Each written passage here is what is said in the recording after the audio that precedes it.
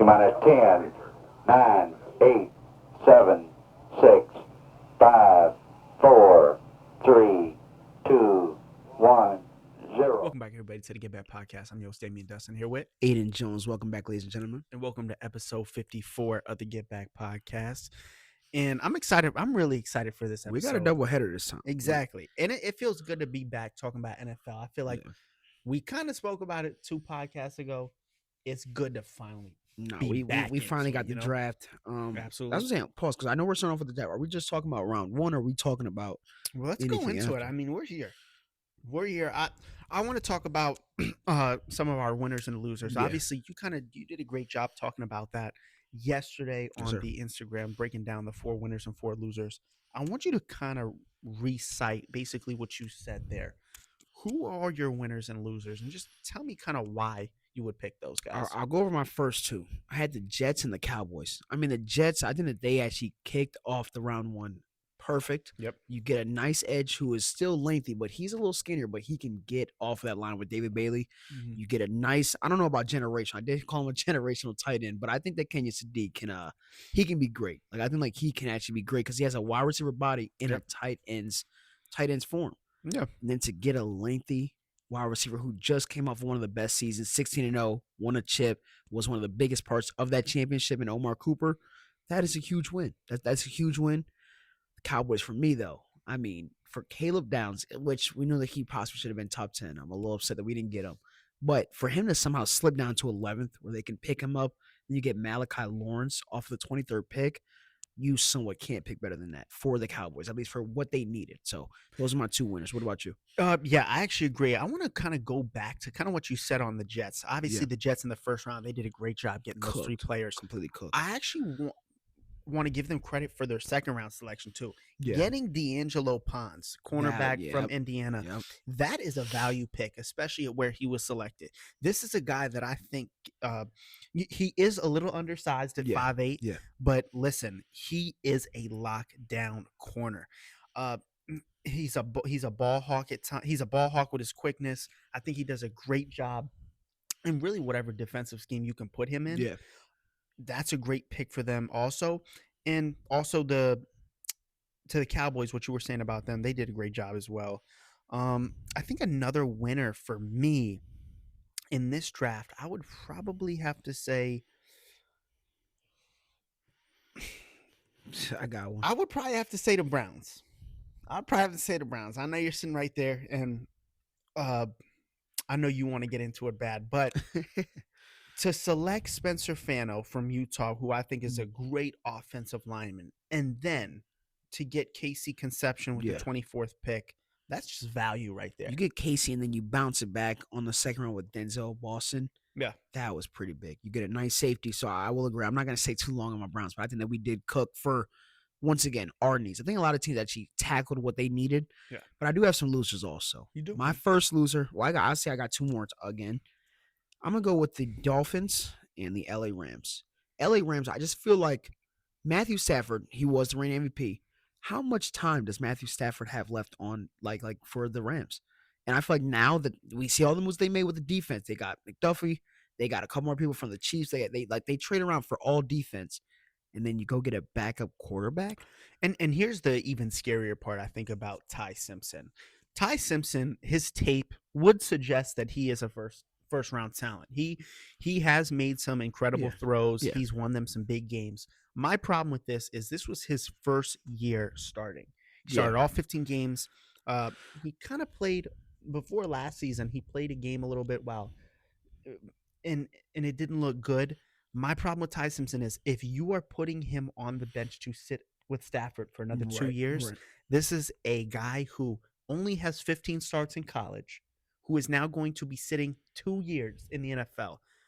Not having that play time and that those reps, I think might actually work against Ty Simpson. So I actually agree. It just wasn't a good pick. And it really just didn't make sense. Obviously, they're kind of seeing this as like a Aaron Rodgers, Jordan Love situation, but it doesn't work like that because Jordan Love started in college. Yeah. So for Ty Simpson, it's Ty just Simpson, what does he have? About 15 games starting in his whole college career. In his whole college career.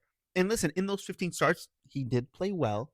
in It's most just of the games. He in still most of the had game. some He games still had bad games. where I was like, hey.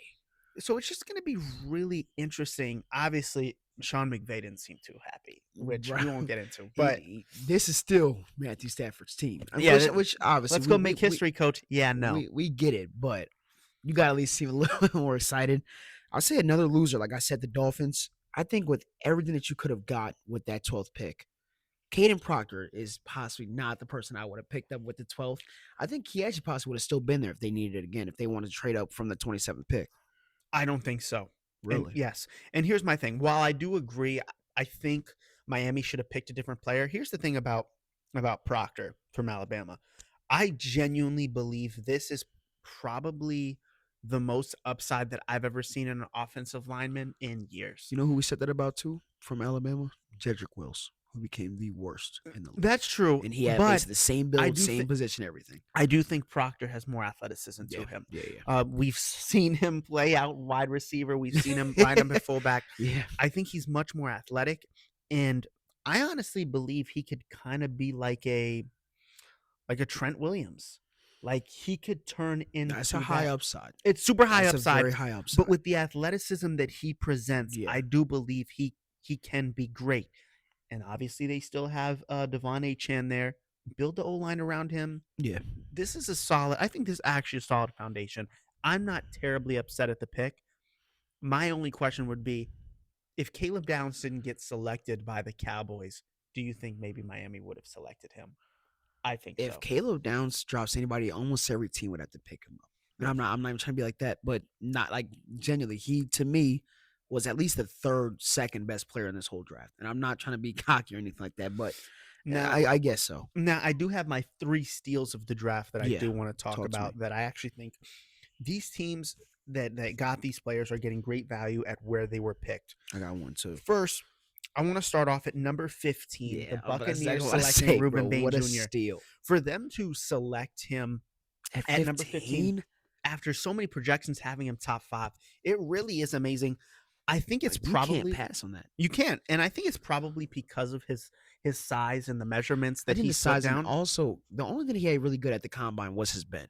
Everything else is a little bit off. I mean, we talked about his short arms, T-Rex arms. Yep. Didn't say he had the best combine, but you look at his tape. Like, you can't replicate that. He was a dog. He bullied people on that line. Exactly. And the aggression, the speed, the ferocity. Yeah. It's just something that I don't think you can really demonstrate in the combine as well as you can in game. Yeah. So Ruben Bain at 15. That bend. He almost touches the ground, basically. Yeah, Ruben Bain at 15. Another one I want to talk about, which I think is going to kind of go a little more under the radar. Yeah. I like Dylan Thienenman from Oregon, safety at 25 going to the Bears. The Bears got a dog at safety. This is a guy that he kind of gives me, I don't want to say Harrison Smith vibes. That would be that would be a lot to say, but he kind of does have a Blankenship feel. For Oregon, he put on a show Actually, almost every game. More Blankenship than anything. Yeah. He's more like a Blankenship than anything. He's good in coverage. Listen, he's not the greatest in run support, but this is a great safety at 25 especially. I say he knows how to pursue the play. He's pretty good at press, and he knows how to, he keeps his eyes on the quarterback while still going out there while getting interceptions. He's a pretty good safety. And my last one that I would have to say for my top 3 steal, this is going to be all the way in the second round. With the 53rd pick for the Colts to get C.J. Allen, linebacker out of Georgia. That is crazy value too. Yeah. I mean, for him, I thought he was going to kind of go late first or maybe early second. But for them to get him, the Colts were already good last year, maybe fully healthy with a better defense now. I mean, that's a great pick. I have 2 losers that I do want to talk about. I think this one, it could be a hot take. I've seen some people agree and some people disagree. The Cardinals taking Jeremiah Love at number 3. Was that the best thing that they possibly could have done with the 3rd pick? You think about how bad, and before I say anything, he will be a very great talent in the NFL. I think he's going to have multiple 1,000-yard seasons. I think he will eventually make big things happen for them. Right now, look at their offensive line grading right now. It's like a 37%. No quarterback except for Carson Beck that you just drafted. I think it just would have been First of all, it would have been a lot for them to draft an offensive lineman with the third pick. I think especially with the top 3 pick like that, with the way that the draft is structured, you can't go out there and select an offensive lineman. You have to hope that you can get some good old linemen later on. Yeah. My thing is this. Jeremiah Love's pro comp this entire time has always been Reggie Bush. We've always talked about his agility, his elusiveness, all this stuff. He's a generational talent. If he is a generational talent, I think 3 for Arizona, it's good. I think Carnell Tate would have been interesting to pair him up with Maserati Marv. The more wide receivers you have, the better. I mean, there's no secret to that. I think that would have been interesting. But them selecting an Arvell Reese, I'm looking at the guy selected after a Tony Styles. It just really wouldn't have made sense, I guess. James Conner, especially with the injury. I think I look more at the contract. He hasn't played an NFL snap, and now he's the contract's ridiculous. One paid. Yeah, $51 million with 33 guaranteed, bro. And not even that. What does that mean that Jahmyr Gibbs is about to ask for? What is Jahmyr Gibbs going to go to the Detroit Lions front office and ask for? After seeing that, it has to be out. It has to be like, I think he actually reset the market this time. Like Jeremiah Love somehow reset the running back market. I think, like you said, you talked about some picks after that. Carnell Tate at 4, Arvell Reese at 5. One I was kind of surprised is that the Kansas City Chiefs, they traded up with the Browns. Obviously, they traded about 3 different picks to move up to the 6th spot to pick up Delaney as a CB. You would have traded up 6. You don't think he would have still been there at 9? I think he would have still been there without having to give up 3 picks. I think he still would have been there too. He would have still been there. It was a reach, but if they felt that was necessary, then they had to do it. Here's another thing too, especially with the Chiefs, for them to lose Watson and Duffy, you need to make sure that you were going to get the best corner in the draft. Because I think they're going to have a turnaround year this year. I'm pretty sure with Kenneth Walker, Pat's going to be healthy. You got some defense. I'm not saying that, but you got some defense. Like I think they're going to kind of be back. Yeah. One that I am pretty excited about is the New York Giants. I think the New York Giants actually had a pretty good draft also. Somehow Arvell Reese, which we thought was going to go second to the Jets for like the whole week. He somehow fell down. You get a good offensive tackle at number 10. I think that it will cook for them. It's just that Malik Neighbors doesn't think so. Malik Neighbors seemed like he was pretty upset because he said, what did he say? We already have a linebacker that we drafted last year. We have no interior at all without losing Dexter, which they do, which I don't really understand what he was saying. But I think that he just wanted somebody different. I think he wanted Caleb Downs. I'm pretty sure that he wanted Caleb Downs on his team to play that safety role, which would have been pretty also. Oh, he did 100%. An underrated team that I'll say in this draft, I think, has to be the Raiders. The Raiders obviously get Mendoza with the first pick. I don't know if you just saw what they just did about 5 minutes ago. That's what I was going to bring up. They selected Gerard McCoy. He's not going to play. Jermon McCoy's not going to play, obviously, for a little bit. But there's upside there. This is going to be a repeat of Will Johnson. Simply injuries deployed his draft, and he will come out and most likely cook whenever he has a chance to play. Same way that Will Johnson did. And they get Kyron Crawford, the edge from Auburn, too, with their 3rd-round pick. I think they're doing a good job.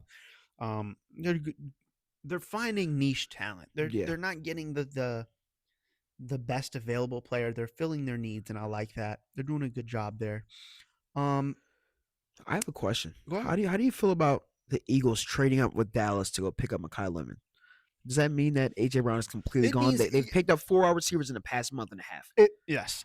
It means A.J. Brown's gone. I think we know where he's going. I think he's going to New England June 1st when the contract. New England made some moves too. Like you pick up Lomu, and now that it tells us that Will Campbell will be moved to a guard or possibly another position on that line because he is no longer going to be in that position at all. Yeah, I think he won't be in that position at all. And I think another thing, I think Vrabel has to not put himself in bad positions at all. Vrabel, lock in, buddy, lock in, bro. So, the team that team's a mess right now. I think they are. It started since after the Super Bowl, bro. It's Stephon Diggs going. Yeah, everything else goes out the And here's the window. thing: they're praying for June 1st to come because when that AJ Brown trade hits, it's going to hit New England fans like crap. Yeah, it should reset the whole New England because right now it's in dismay. now it's not too good, bro. Not at all. I have one other person to talk about. My bad. Go ahead. No, absolutely. Go ahead. I was a little upset with the Vikings' 18th pick. I think you picked the 3rd best defensive tackle in the whole draft. that would have most likely still been there. Actually, I think in the second round, not even joke, I think he would have still been there. Wow, you really think so? Yes. Yeah, listen, Caleb Banks obviously wasn't the best D tackle in my opinion going into this draft, but for what the Vikings needed, they needed a real run stuffer. Yeah. And I think that's Banks. Banks is also kind of versatile too. He has great size. I see where you're coming from. Who would you rather have them select though? Honestly, I don't know. Me personally, I probably would have possibly taken like a linebacker. Could have possibly got another safety. I just don't know if that was the best pick that they could have got. Like I'm looking at it, he was not the best DT that was like honestly not even the second best DT that could have been attacked. That's true. And seeing the picks after too, I really think they made this pick because they needed a D tackle. Yeah. Genuinely, they just needed a D tackle that fit their scheme, and I think Banks just simply fit their scheme. Yeah. Are you ready? No, I still want to talk. We're switching over already. We're switching. No, we're good. What did you got? What do you have? I was going to talk about two other teams. I was going to talk about the Chargers and the Seahawks. Go I feel ahead. like they both kind of lost out. Chargers picked up a 26, 25-year-old edge. Yes. He was good for Miami. He's also a super senior. He's also older already. I don't know if that was the best pick. And then the Seahawks were their last pick. They pick up the backup running back from Notre Dame. Drawn Price. He was decent. He would have yes. also been there next round. He would have still been there. He would have. Who was about to go pick up the backup running back? Yes. Here's the thing. This was a very weak running back draft class. Yeah, already. it was. Price was probably the second best back in the draft. I can't name a better back than Price. Yeah, second best. But so if you once again, it was still weak though. So that means he would have possibly still been there. For you to pick it in your first round, that was your first round pick. He would have still been there, even if you had to trade up to go get him.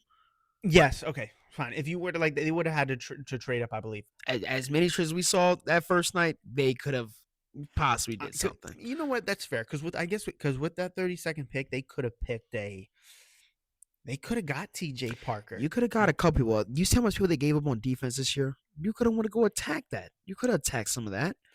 Would going and this is just because I'm trying to stay with the defensive scheme for the Seahawks.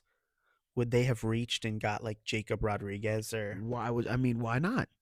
Rodriguez was had a generational season. This but past it would have season. been a reach in the first round to go and select. Rodriguez was being talked about first round for a while. For a while, he was. You see the season he had for Texas Tech? He did. No, of course, insane. To pick him in the first round, I feel you. I think that you could have looked around. But I mean, if you're ready to switch over, I'm ready. I mean, your last team. Oh, let's hear it. I talked about the Chargers and the Seahawks. That was my two. I mean, unless you want to talk about the Titans, I think the Titans they did pretty good. I guess. Listen, the Titans sliding Carnell Tate, that was a curveball. But honestly, looking back at it, I think that's a good curveball for them. It was a good curveball, and I think honestly, where you get the edge from Auburn at the 31 pick. That was also pretty good. So I think that they had a good first round, actually. Yeah, and here's the thing. You need to get somebody for Cam Ward. Yeah. Cam Ward showed that he has all the physical attributes to be a good quarterback.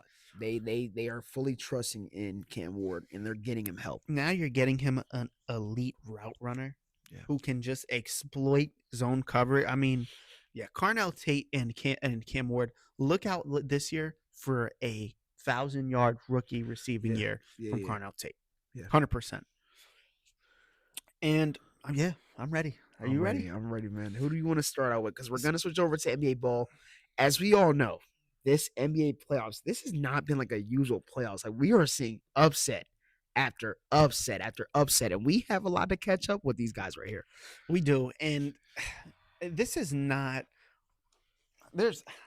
I don't even know. There's a couple series that we can start off with. What series do you want to start off with, the West or the East? Let's at least start off in that category. West or East? Start in the East. Let's start in the East. I want to start off with the Atlanta Hawks and the New York Knicks then. Then we can. That's what I want to start out with. No, let's do it. As if you guys have all seen, Stephen A. may blow his casket if they lose another game. Bro, Atlanta Hawks are the villains again for New York. They are, and this Atlanta Hawks team looks poised. You know who really looks poised? I had them picked. I had picked them to win in 7. they might as well win in 6. Might as well win in 6. If they win this next game, bro. If they win this next game, bro. Over. Oh my gosh. And here's the thing. The thing about Atlanta is we always would talk about how they have so many guys that can score for Right, them, right. and they've been getting that. CJ McCollum has been on a tear. He claims he's complete not the tear. villain, but I'm he not is. gonna have 2 kids and a wife, brother. Averaging He is 27 a devil sitting on his shoulder, bro. He is a complete devil sitting on his shoulder. I think my biggest takeaway from this one is Mikal Bridges and Cat. Cat, that first game, looked so dominant. I mean, nobody could hold him. They had a backup power forward basically guarding him in Gay. You have to take that advantage and dominate. I mean, complete dominate, and you're somehow getting held back by this. Jonathan Kuminga can somehow guard you in the paint. Kuminga, I mean, come on. Come on. I would tend to agree with you on being critical on Cat and Brunson. But here's my thing. There was somebody on the court for the Knicks that had a plus minus of minus 26. That player's name is Mikal Bridges. How many points did he have in this last game, Dave? Oh, he had 0 And on how- 0 of 3 on shooting. 0 of 3 shooting. What do you have? About 4 rebounds? 4 0 turnovers. Oh, okay. 1 rebound, by the way. Oh, okay. 4 turnovers. Even worse. Damn. Here's the problem. Mikal Bridges is supposed to be their 3-and-D wing that bails them out in possessions. It almost seems like he's ruining the possession. He just hasn't been able to find his groove. He scored 4 10 first-round picks, by the way. 11 points, 10 points, 0 points. He's just not playing good in this series. And I think the funny thing is he actually started this series off with the most buckets. He started that first quarter, the first game, hooping, where I thought he was going to completely turn the chapter. Yeah. Damn. And I think we're giving the Knicks a lot of love. Talk about the Hawks, bro. Like, what are the Hawks doing? It's not just CJ. I mean, It's not. that team is – they're doing God's work. Dyson Daniels is giving Jalen Brunson no space. Mhm. They locked him up on the last position to call game this last time. You have Jonathan Kuminga, who's playing, Johnson, who's actually showing his full talent. And They're hooping. Yeah, and really, I'm just surprised that Atlanta's front court has been able to find success That's against what I'm saying. Yeah, against the Knicks front court. Because here's the thing. Cat can still physically impose himself on guys like he Okongwu does. and Johnson. But he hasn't been able to do it successfully against Atlanta. Even when he does, it just seems like Atlanta goes back on the offensive end and gets a big bucket. Jalen Johnson has been playing unbelievable. Yeah. Nah, obviously, has been Most Nikhil- improved. Yeah, most Yes, sir. improved, and we Yes, thought sir. he should have won that, of course. Yeah. But man, I'll tell you what, Okongwu, the defense that he's played, Yeah. the buckets that he's gotten, he's averaging 14 and a half points, about 8 rebounds this series. While it may not pop up on the box score, he's making an impact. They lost the first game. He had 19 and 8. It looked really solid. The next game after that, they won. He had 15 and 8. He's starting to kind of find his role with the other scorers. That it's just finally starting to come to fruition for Atlanta right now. And I honestly don't think that the Knicks have an answer. Yeah. The last time the Knicks went down 2-1 was the Eastern semifinals, I'm pretty sure in 2000, and actually won the series. Every other time it's been wraps. It's wraps. And I think about it, I feel like when you gain Mike Brown, I'm not going to call him bad coach. I do still respect Mike Brown. You gain a lot of offensive power. That was his main thing, to come in, make the guys click on offense, make them all kind of work together. But what did you lose with Tom Thibodeau? Defense. Tom Thibodeau is one of the, I don't know about the best, but he's one of the most imposing defensive coaches in the league. That, and I think the difference with Tibbs and Mike that we're seeing is the organization of of the offense and defense. I think Mike is just trying to have them do so much different stuff. So where much different Tibbs stuff, had but a set role for these guys. he didn't. I think the main thing we all took away was, he's playing them so much, but it got them winning. Like, they were 2 games away from the finals. 2 games. If it wasn't for Tyrese Halliburton and the Devil's Magic working on the Indiana Pacers stadium or arena, they would have been in the finals for the first time in who knows how long. That would have been crazy. Like, crazy. And here's the thing: if you're a Knicks fan, this next game, I actually don't think you're going in yelling at Brunson and Cat. You're yelling at the others. The others need to step up because Step all the way for up. Atlanta, they have been stepping up. Yeah. I want guys like I want Deuce McBride, I want Mitchell Robinson, I want Jose Alvarado to Jordan all Clarkson. I contribute. need them all to Yes. contribute. I need almost every single one has to know that now you are the underdogs. Now you're the underdog. I will say Hackett is getting annoying. And honestly, I'm not even mad. When I say I'm getting annoyed at Robinson for not being able to make free throws. Have we not gone through this 2 years in a row? We have. At some point, you're gonna have to just get in that lab, buddy. He got in a lab last year. He somehow after the game where he missed 5 free throws in a row, he shot 1,000 free throws the next day. He's gonna need to take some shrooms and lock himself in a cabin or something. Aaron Rodgers style. Yes, he's gonna have Jerry to style and start just shooting free throws. Jerry. It really is frustrating, and I think Jerry it's style. Yeah, and it's frustrating for the Knicks too because it almost seems it's frustrating. They do that to him. They didn't do it last game, obviously. They lose a series. People are gone. It's some people that's Cat's gone. Cat is gone. Players gone. Front office. Mike Brown could pot. I don't know. Mike Brown would be gone. He would if you lose the first round where you were projected to go to the finals, you think about who's all out. Tyrese Halliburton's out. You had injuries all over the place with Giannis out. Jason Tatum was supposed to be gone. We'll get into it later, but Jason Tatum has somehow reran the clock where he's back now. But This was supposed to be the Knicks season. They didn't talk about the Cavs. We didn't talk about the Pistons. It was the New York Knicks who was supposed to go to the finals. Yeah. So this is definitely frustrating and disappointing for the Knicks, for sure. 100%. For sure. It'll be interesting to see what happens. Give me Atlanta in 6. That's what I'm changing it to. I had Hawks in 7, but I'm changing it to It was Hawks a close in 6. game. If CJ McCollum doesn't become the villain again with 12 seconds left, they possibly would have won this game. So I don't know if it's in 6. They lose this next game. Boy, oh boy, in 5. Whoa. Boy, oh boy, in 5. All right, I like They'll it. beat them in New York if that's what they have to do. For sure. Oh, wow. What do you want to stay on the East or you want to move to the West? You want to just bounce back and forth? Oh, I want to stay in the East really quick. Pause. I want to stay in the East really quick. Let's just knock these Eastern Conference games out. I want to talk about a series that we've been really excited about that has been going pretty the way that we expected it to. We thought it was going to go this far. The Pistons and Magic. Yeah. The 1 versus the 8. What are you liking out of Orlando? Obviously, Orlando won the first game, lost the second. What did you like out of them in that first game that helped them seal that game in? I'll have to say, they're backup shooters that we criticized all season. We criticized Duncan Robinson and we criticized Kevin Huerter, and they have slightly turned up a little bit in the second. A little bit of the first game also, a little bit. First game they did lose, but Duncan Robinson still shot okay. He did. Second game, that's where they fully showed up.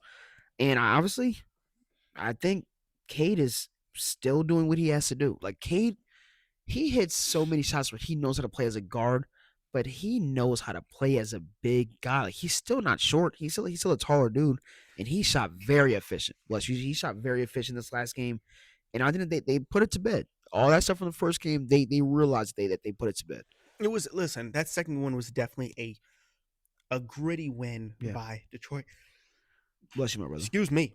Was a gritty win by Detroit. The thing is, I'm a little worried about Detroit, especially going to Orlando because they won. They won the game only scoring 98 points. Right. They obviously held Orlando to 83 in what was a horrible shooting night.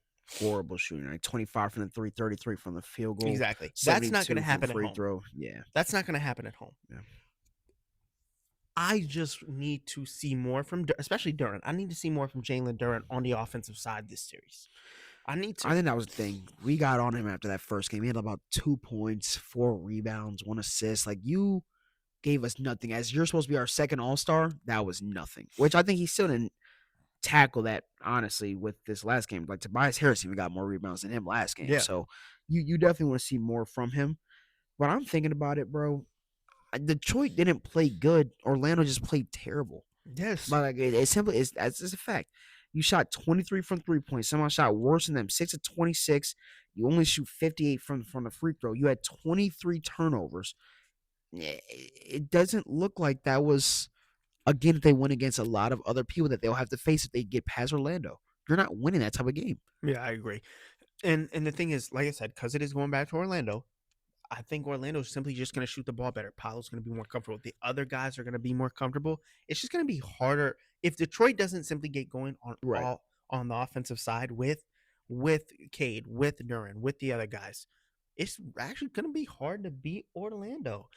It will be hard to beat Orlando if they are able to shoot. Like, I mean, like, everybody. Look at their starting lineup. Starting lineup 7-17 from PB No J. Franz Wagner shoots 4 of 11. Wendell Carter goes 1 for 6. Yeah. Desmond Bain 2 for 11. 7 of 18 from Jalen Suggs. You're not winning that. You're not. No, but you could play one of the worst teams in the league and you're not winning that game. Like that's just an off night because they played outstanding the first game. First game, they had everybody shook. It looked like they controlled the pace. They controlled the rebounds. They controlled assists. No turnovers. They played their game in that first game. And Paolo was hitting threes. If Paolo was able to hit threes while not taking 6 of them or 7 of them, I didn't see it like that. But like if you're not taking that many threes and you're still able to hit at an efficient clip, bro, you have a decent chance to go anywhere. Decent chance for anything. Yeah. So I honestly, you ask me, I think Orlando wins this next game. Orlando goes home. Agree. Orlando goes home, and they're going to show them what happened that first game again. I agree. Especially if Detroit plays like that. That game's especially, that game's in 15 minutes. I didn't even peep that. Game's in 15 minutes. I will be watching at the gym. I will be watching. I will be watching. But yeah, I think Paolo's going to have to assert himself. Yeah. To your point, I do like when Paolo shoots the ball efficiently from the 3 when not taking an obscene amount. You don't have to. He to. shouldn't be taking an obscene amount. What did he shoot? About 2 for 3 in that first game? But it looked pretty. It looked the ones great. that went in because you didn't shoot it a lot. And they were he timely. was aggressive. Yes. He played like the LeBron prototype that we know. Yes. Like that's what we need from you. So, like I said, actually, you know what? I think they win this series. They stole one in Detroit. I like how they stole it. I like how they took it. Game 1 off rip. It wasn't the second game of the adjustments. First game, you come out there, you beat them. Not even that. I think a big thing, which a lot of people don't really realize, when you win a game in the playoffs and you have to go watch film, that is way harder than somebody that lost you to watch film. Like, you lose, you get to see what you could work on. You can see what didn't work, everything. When you win, you're looking like, damn, what else we got to do? Like, exactly. What changes do we got to make? So I believe that they will pull this out after watching some film going back. Magic in 7? Something better. Magic in 7. Magic in 7. I like Magic it. in 7. We agree on that. That's rare. Magic in 7. Next, I want to move on to your boys. The number 4 Cleveland Yes, Cavaliers and the 5 Toronto Raptors currently lead the series 2-1. They obviously did drop the ball last game, getting, belt last game. But more than belt. But it was an anomaly game that I think we can mark up as insane shooting by the Toronto Raptors. They could not miss. They could not miss. You want to talk about disappointment after watching them shoot everything and it doesn't hit the backboard, it doesn't hit the rim, full clip. I mean, you could hear the shot go in. They had a backup, I'm pretty sure backup guard or backup big that shot 11 for 15. So here's where I was going to go with that. Obviously, Emmanuel Quickley being out is going to hurt the Raptors big time. Yeah. Colin Murray-Boyles to score 22 points. That efficient? Yeah. That was really impressive. That was just really impressive. You look at how good they shot from the 3 as a team in whole. I mean, they barbecued. And for the Cavs, obviously you can look at it, well, hey, they're not going to shoot that good again. Well, damn, what if they do? What if they do? And you're telling me that you did that with a Brandon Ingram 12-point game? What if Brandon Ingram want to show up? Which I don't know if that's they actually looked at where, hey, maybe you need to chill out a little bit and let our other boys cook. Because Brandon Ingram, when he gets the ball, you may not get it back. You may not get it back on some Michael Porter shit. You may not get the ball back. So for him to only have 12 points, you let RJ and Scotty put up 66 combined. That's a good game plan because they have a great coach. I mean, and then Battle scored 17. You just had other guys that scored, but look at how efficient it was. Absolutely. I mean, nobody missed. And then the lack of efficiency. You look at Don. Don shot 7 of 16, 1 for 7 from the 3. You look at Moe, 4 of 13. He missed all 4 of his attempts from 3-point range. It's just, and here's another thing: Toronto scored 23 points off of turnovers. Cavs had 22 turnovers as well. That's true. I think Scotty Barnes, for his shooting to be this good, because it was actually good the first 2 games also. Yes, they lost. Scotty has been shooting great from the 3-point shot. 100%. I mean, that second half of the first game wasn't as good, but he started off the series 3 for 3. Yep. The second game, I'm pretty sure you all said 3, and then you go 4 of 6 in this last game. Yep. you need all this from Scotty because Scotty is one of the best two-way players, and he'll go down there and he'll still not lock up, but he puts his chest into Mobley. He can still put some chest into Jared Allen, and if he has to play a guard, he can do that. He's versatile like that. He can do that. Yeah, he can. And with that being said, I'm gonna have to say Cavs in 5. Can you believe You're that? never shooting that good ever again. They're never shooting that good Never ever. shooting that good ever again. I'm not taking anything away, but that was bad shooting night from the Cavs, which it happens. Actually, and a great shooting night for the Raptors. Actually, yeah, Cavs in 5. I started this year. Remember, I said Cavs in 6. After watching that, bro, Cavs in 5, and you're like, what? Cavs in 5, No, yeah, bro. they're not shooting that good. Cavs, Again. you're never gonna. I don't see that either. Give me Cavs in 5. Moving on. Yeah. The number 2 I'm seed excited about this Celtics one. are up 2-1. I'm excited about this one, man. 76ers. Really, you're excited? Bro, they were in Boston and you put Belt? Fully healthy They Boston, did. by the way. They Fully did. healthy Boston, by the way. Boston bounced back and then Of beat course. them in Philly. Of course. It But was yes. still how close was that game though leading up into that last couple of Very games? close. It almost felt as if the 76ers had a capable scoring big, they would have won. That's what it almost Cable feels scoring like. big. I don't know if it's that, bro. It's Jason Tatum. It And is. I know I started it off saying that he needs to be the Batman role. Maybe that was a bad idea, bro. You're telling me that the last 2 minutes he shoots, or like the last 5 minutes he scores 11 points? Here's my thing. Anytime they shoot over 40 or over from 3, I think they're winning. They're most likely going to win, unless they're playing a absurd team. Absurd Western Conference team. Nobody in the East is stopping when they're shooting 40%. From Nobody. 3. No, I Nobody. totally agree. And the thing is, as much as I do want to say, like, yes, obviously Joel would help them in this series. If he comes back, of course he would help. I still think the Celtics would just win. I just think it's going to like the threes. It's just, to your point, 40%, you're winning. It doesn't matter. Yeah. They're just going to get, and JT's averaging 23, 10, and 8. I mean, yeah, it was a cute, gutsy win by the 76ers to steal one in Boston. But I don't think my opinion really changes here. I It think doesn't change, but it was great to see them actually win in Boston because I think it showed a lot of other teams that's going forward what you can do. That's all because Boston didn't shoot terrible in that second game. No. They just got the belt. Yeah. They just got the belt. And this last game was close until Jason Tatum took over. I'll say this. If Joel comes back, Boston in 6. If he doesn't come back, Boston in 5. I think Philly would be too juiced to have Joel I back believe to that lose. Philly can get one more. So, Even yeah. with Joel out. I think Boston is Oh, wow. 6. I think Philly, bro. Jason Tatum called game. Like that game was 100 to 100 basically with the last 3 minutes. It was. Jason Tatum just simply took over. That's it. Like you can't ask for more from a guy that just came back 2 months ago. You can't. I mean, you're hitting fadeaway threes over people with the last couple seconds, and it also shows you one other thing. Also, Jaylen Brown was the MVP candidate. All that.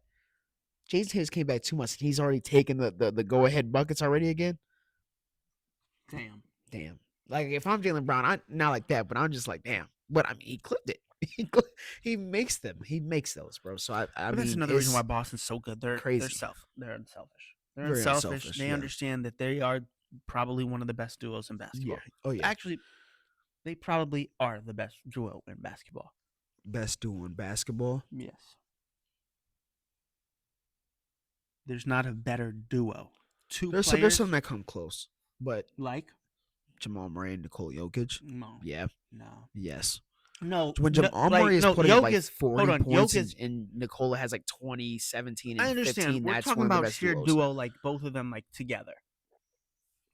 They come close. They come pretty close. Yes, they do. Okay, that's fair, I When guess. they're both clipping, because Sure. Jamal Murray can score. Nikola Sure. doesn't have to score to be very effective on the board. That's fine. I guess when both of them are going, I think I'm just saying like on a nightly best duos. They've been the best duo for years. Yeah, of course. For They years. have a championship to show for. Now they have a chip to show for, yeah, for sure. But yeah, give me Celtics in, like I said, 5 if Joel doesn't come back, 6 if he does. Okay. Where do you stand? I still got 6, whether Joel comes back or not. I think that the 76ers, they just showed heart. They are showing a lot of heart right now. I'm impressed with Tyrese Maxey. After that first game, he put up a stinker. Yep. You still got some people that actually can show you that they want it. Like, people on that team realize they have a chance to win. Mm-hmm. I think that it'll go to 6. It'll go to 6. I like it. I am ready to move over to the big boys. Okay. Yeah, I'm not saying like that. The East has been cooking. I'm ready to move over to the big boys, dog. Okay, I want to let's hear it. start off with the Wolves and the Nuggets. I mean, I don't know how much people can predict it. A that it's drama-filled gonna go series. This, a drama. Let's talk about Jaden Daniels. McDaniels. Jaden McDaniels. There we go. McDaniels. There we go. Jaden McDaniels. He had some words after the second game. I think he was talking about him. Just saying that they're a bad defensive team. Called out names, name dropped everybody.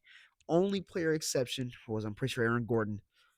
And to come on the third game, he backed it all up and even more. We backed it up, especially on the defensive end. Defensive, offensive, bro. Yes, and for them to call out, I think for Jaden McDaniels to really call out the entire Denver team defensively and to put on the defensive clinic in which they did, it was amazing. Amazing. And here's the thing. Not even that. You got the best performance from probably your two best defenders in McDaniels and Ayo.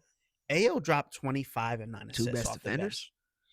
bench. Ayo and McDaniels are probably the two best perimeter defenders. Yeah. Oh, perimeter. Yeah, perimeter. I'm sorry, perimeter. Because we're going to talk about him. I hope you know that. We will be talking about Rudy. Not Rudy Go Square, Rudy Gobert. We will be talking about him this series. Dante Cook, too. I think in a game where I do think Anthony is bothering him a little bit still. For the other guys He's to getting really help. show out, he's getting help. And for him to get this help, it's big time. And if I'm the Nuggets, I'm starting to get a little worried, especially if they don't, I can't stress this enough, if they don't play defense, because they're not playing defense. You're not playing defense, and the defenders on the Timberwolves, like you said, Ayo, McDaniels, when those defenders are giving you plus 20 and 25 points while they're still locking you up, you need to be worried. Dante's playing defense too. Dante been playing defense. I told you, Dante been playing sneaky defense. Dante had 4 steals bro.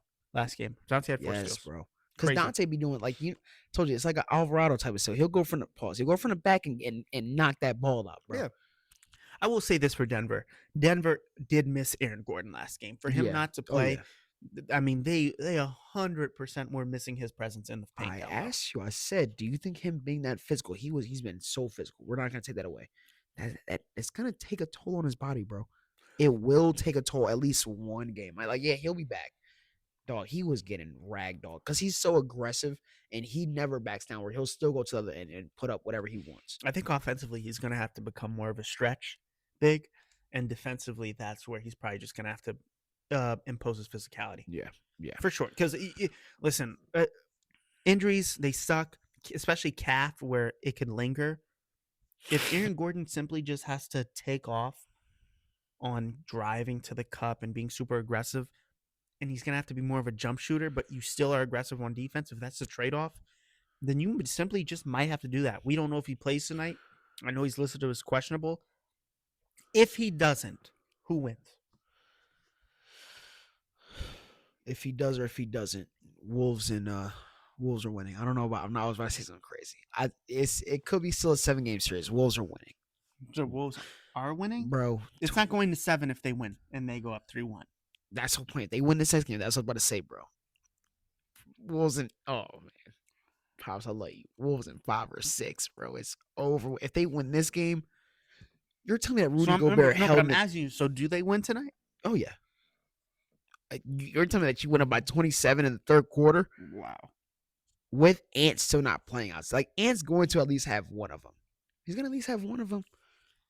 I won't discredit Jokic's greatness. We can't discredit it. What did he shoot last game? I understand. What did he shoot last game with Rudy? With Rudy coming off of his inspiring game 2 game. What did Nikola do in that third game? 7 of 27? Really? So you think it's Minnesota in 5 or 6? Minnesota in 5. Minnesota's going to win the next 2 games. A closeout in Denver. They're going to win that game. All right. Unless Nikola completely kicks off whatever he's been doing. I have the Nuggets in 7. I have the Nuggets in 7. I think they win tonight. I think they probably go back to Denver and win. Juiced up. I think when they go back to uh, Minnesota, they'll lose, and I think that will cause for a game 7 in Denver. And the way that I just put it, you're starting to feed into it. You're like, thinking actually, no. you know what? If they win It's tonight, because Ant always puts out the OGs. sure. Ant always, whenever Ant sees like a clear way, especially with the additions that they've had to this team where they have great defense and offense, I don't see it. You don't see I it. don't see it. Ayo just dropped 25. You literally just called their two best perimeter defenders who dropped 20 and 25 this last game. They had a hot game. They had a great hot game. A great high game? Do they get hot like that again? Yes. Okay. Well, there you Yes, go. they have Give potential. me the Nuggets in 7. If Jaden McDaniels says that you guys are bad defenders and he's not even a scorer himself and he's just going at you what do you have, the first 7 points in the game? Nugs The in first 7. 7 points in the game? Nugs in 7. Oh man. Wolves in 5. All right, Wolves in 6. I'll be respectful to Pops and this guy right here. Wolves in 6, man. That's fair. That's fair fine. enough. That's fine. Moving on. I want to talk about. Oh, I thought I had LeBron jersey up here. My bad. Keep going. My bad. Chill. Keep going. I want to talk about no. You're so sick, dude. The number 4 Lakers are up 3-0 on the number 5 Houston Rockets. This is not how we thought this series was going to go at all. LeBron. What are you doing? James. My bad, gang. So- I'm just reminiscing on what just happened. Obviously, it was a crazy overtime thriller last bro. night. Crazy fourth quarter thriller too to lead into the overtime. Exactly. 112, 108 with LeBron scoring 20. What was it, 29? 28? Regardless, what did the Lakers do? In all seriousness, aside from LeBron, what did the Lakers do to be up 3-0 on a team that was expected to beat them? Have all of their role players play outstanding. We talked about it before the series started. What did we say? Everybody has to play outstanding. Marcus Smart, and weirdly, the 3 players I listed off: Marcus Smart, Luke Kennard, and DeAndre Ayton. Those are the 3 players that I listed off, and they're doing exactly what I said. Yep. Marcus Smart, to be paired up with LeBron, I don't think we actually looked at it when it first happened. Like, oh, this is going to be crazy. Marcus Smart is one of the smartest players in the league, at least a guard. He knows where everybody has to go. He knows when to get a foul. And for him to put out those couple of points in the second game, including Luke Kennard's big game in the first, it's hard to lose with those stats. It's hard to lose with those stats. Averaged 9 points in the regular season, and now he's averaging 20. Like I said, and 8 it's in the hard to lose with playoffs. those stats, man. And people and almost 3.5 steals Right. and 2 blocks. Yeah. He's averaging the playoffs. So yeah, he's definitely elevated his play. Another thing is with the Lakers, I feel like schematically on defense, Uh-huh. they have been finding their matchups. And I think that's JJ more than anything. But the way that they've been Oh. able to help LeBron Bro, defensively. JJ and Eme are playing a chess match, and JJ's destroying him right now. Like it's a full on. Like I don't think Checkmate. we understand. Like this Checkmate. is a coach's thing. Yes, KD, he's been out 2 games, which I don't think that helps him that much. But this is still players that most likely should have been winning the series. Like even with them out, we thought that the Rockets were going to win the series. They were still favorites, and JJ has imposed his will with LeBron James, but not just LeBron. Everybody's playing their role to perfection. They are. LeBron's averaging 25, basically 10 and 9. This would lead up. I mean, if everything goes the way it goes, they would sweep and they would advance to play Oklahoma City, possibly fully healthy. You like that Lakers team against OKC with no J-Dub? Why did you say it like that? I'm asking. No, why are you like trying to like hold your smile when you're saying like that? LeBron just hit the go ahead 3 ball So to go to overtime. let me ask you with a straight face. Do you think that the You're Lakers, trying to smile, bro? No, bro, no, man. That's the sad part. I'm glad that I'm getting to see my LeBron and the Lakers do what they got to do, bro. I'm glad they're gonna get extra rest too. As they're gonna sweep, dog. No, like no, and I'm gonna get an OKC a little bit later. I'm gonna get an OKC. I'm probably gonna piss this guy off, but no, you just have 2 months that you got to go against. No way. That's fun. Do you have the Lakers sweeping? Yes. I have the Lakers winning in 5. I do think the Rockets probably win this game 4, simply because it's at home, and back against the Yeah, wall. yeah, I yeah. simply think they're just going to come out, just be more aggressive. I don't think necessarily they're going to shoot the ball well. I think their defense is you're going to see a desperation Yeah, yeah. defense, and I think you're going to see them really probably attack the rim more than anything. I want to talk about Kevin Durant, bro. Kevin Durant, that second game, scored 20 points in the first half, 3 points in the second half, while complaining about getting double teamed like he was Devin Booker in an open gym. You thought that we would ever see KD complain about a double team? No. But you want to know why he does? Because he doesn't have the same skill LeBron has. I'm not trying to bounce back on LeBron. When LeBron gets double teamed, what does he do? Kick out. Kick out to anybody that's open. It can be left all the way from the right field. It can be all the way to the corner. It can be somebody in the paint. LeBron has eyes for that. KD has never been a great passer. So when he gets doubled, he gets like crunched in. He doesn't know what to do. He had 9 turnovers. In the last 3 games he's played the Lakers, he has had 22 turnovers. That's that like you can't do that. Yeah. You like for someone of that caliber, not possible. No way. I agree. We'll see what happens. Definitely the Lakers are going to win. It's just they'll win in 5. It is. Moving on, I want to move on to the San Antonio Spurs and the Portland Trail Blazers. Another What fun was an series. interesting series. For me, it became more fun. Sorry. Really? Sorry. For me, it became more fun, bro. I'm It sorry. became interesting, and then it didn't. I feel like now it's not anymore. Obviously, the concussion to Wemby in Game 2 hurt. Obviously hurt the Spurs. They dropped that game, but then they win Game 3. They win Game 3 in what was really just a fourth quarter blunder by the Trailblazers. The Trailblazers simply just couldn't make a shot in the last 5 minutes of the game, and they just got blown out after that. I mean, and it was sad because I know that you were just hurt, bro. You had almost turned off the game, bro. They were up by what, 14? Yeah.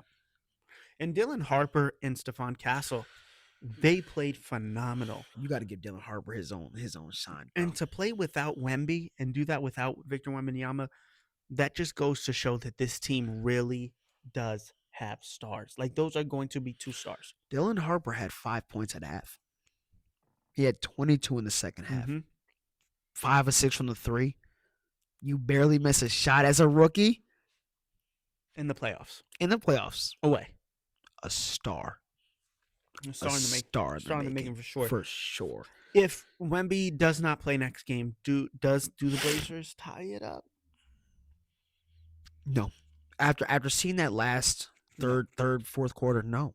So can we chalk up the series and say it's most likely over? Sadly, yeah. Sadly, I will also agree. Because Portland, they had some upside. Like that first half and even the third quarter, at least like half of the third quarter, they looked my good. mind was blown. I was like, Drew? You know what? For a second, I was like, you know what? I don't even think it would matter if Wemby was even playing. I think you actually said that. I think I even said that, actually. I was like, you know what? This thing probably be tied up right now. Because they were killing him from all aspects. Drew Holiday was just, Drew. Danny was playing good. I think, you know when it all went down? When Danny got his tooth knocked out, bro. It's like the whole thing just switched over. When Danny got his new tooth knocked out. It was sad to watch. And they just started taking 3-point shots. They would go down 3. Yeah. And they felt like they needed to match it with a 3. Exactly. They tried to play this match game, and then 3 would become 6, 6 would become 9. You did not need 3s. You simply just needed buckets to keep it close. And that's where they just messed up. That's just the immaturity, the lack of playoff experience on the Trailblazers end. And really, to the Spurs' credit, they played phenomenal. They played phenomenal while playing small ball. Like that's also coaching. Like for you to play the big guys in the first half with Luke Cornette and all that, and then you switch it to the small ball, and that actually works. Yep. Great coaching. Great that's coaching. what I'm Mitch saying. Johnson's great coach. A great coach. And this series over in 5, I think. I think it'll be over in 5. Yeah, I think Portland, they ran out of some answers. I think it is over in 5. It is. Moving on to the last game. Yeah. The number 1, the number 8, the Oklahoma 3:30. City Thunder, who are up 2-0 against the Suns, obviously playing today, looking to go up 3-0.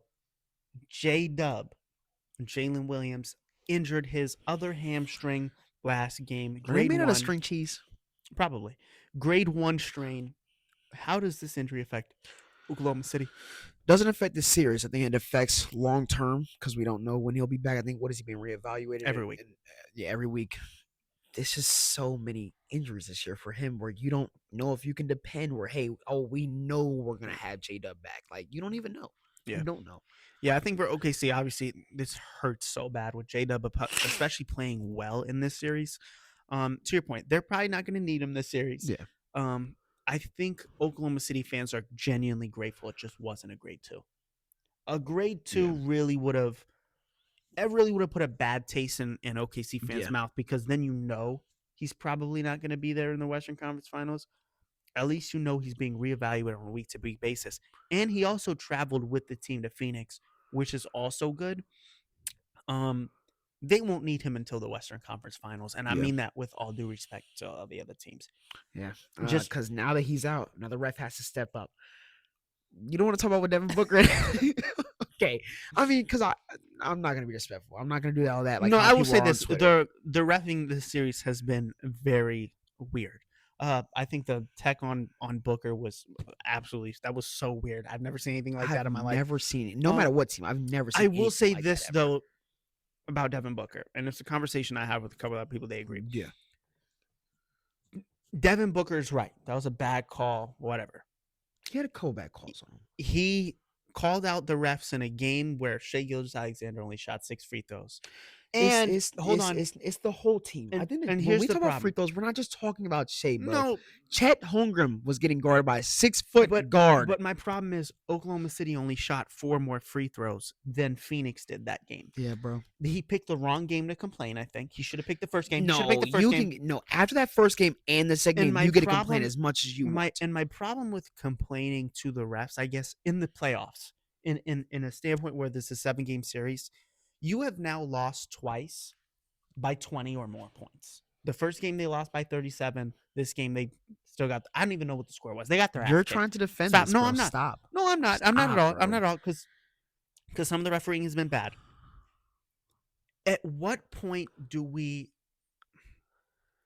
stop giving these players like credit for complaining to the refs when they've gotten their ass whooped? It's not that. No, I think it would have been. How many times have we seen this season where people are complaining about the refs when it's only against OKC? If OKC would have won by 5 against the Suns in Game 2, I would have been like, "Wow, that's bullshit." Not, bro. What was the score going into the second half? It was 53-48. It wasn't they were getting blown out. The reffing was still ass. Devin Booker had an offensive foul called on him on the same move that Shai 2 minutes later had the same move and got called as a foul. It's not fair. I know that that's your team. Bro, it's not fun to watch, and it's not fair at all. At all. The refereeing has not been that egregious. The first game was terrible. The second game they let it go. Bro, and you could tell that they even knew that it was bad because that first, I think Shai got fouled. I think it was like the first player or something like that, and he had hurt his hand. They didn't call it because they knew how bad the roughing was in the first game. They knew that they gave him so much firepower. So yes, if I'm Devin Booker, if I'm the Suns, no matter if we get blown out or not, I'm speaking about it. Because other teams, they're going to talk about it. The teams, as you guys move up and it's going to be closer games, it will be talked about. It is going to get talked about like it has been all season. Fair enough. But yes, yeah, OKC in 4. Yeah, OKC in 4. After all that, OKC in 4. No matter rest or not. I think here's my last thing. Does anything change for your finals pick with injuries or anything? Oh, what was my pick? I had Celtics and Nuggets. It's just Celtics and OKC. Celtics and OKC. If I think the Nuggets are going to lose, which I know you don't. If I think the Nuggets are going to lose this next one, Spurs not seeing OKC. Lakers, shit. Okay, bro. Nobody's seen OKC after that. I thought the Nuggets was going to be like the one if they came out super hot against the Wolves. I think now it's just Celtics and OKC. Fair enough. Well, this was a good episode. Very good episode 54. We'll be back next week. We'll have a lot for him next week, too. We will. I'm Damian Dustin. Aiden Jones. Thank you so much for watching, ladies and gentlemen.